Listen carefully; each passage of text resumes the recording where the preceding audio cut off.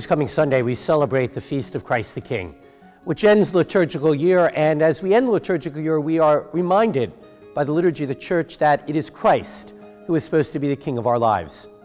Now, as Americans, the idea of a monarchy is not something that sits well with us. It's not familiar, it seems foreign. It's something that brings up images of oppression and of absolute power. But yet, when we claim Christ as our King, what that is that we willingly submit ourselves to his gentle rule.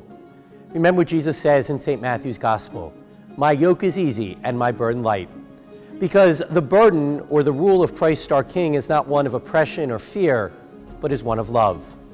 But yet, that also means there needs to be a commitment from you and I, a commitment to allow Christ to rule our lives, to allow Christ to be the one calling the shots, to allow Christ to be the one in charge. And I think for most of us, that's where the rubber hits the road. That's where the struggle begins.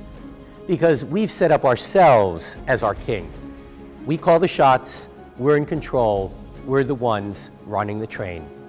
And yet to say Christ is our king means we need to be humble enough to step out of the way and to allow him to be in control.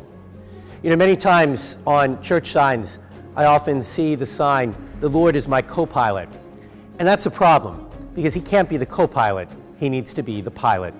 We need to switch seats and allow Christ to be the one in charge. And as we celebrate this feast of Christ the King, let us be humble enough to admit that that's something all of us are still working on. Because to acclaim Christ as our King with our voices also means that our attitudes, our actions, and our decisions need to acclaim him as well.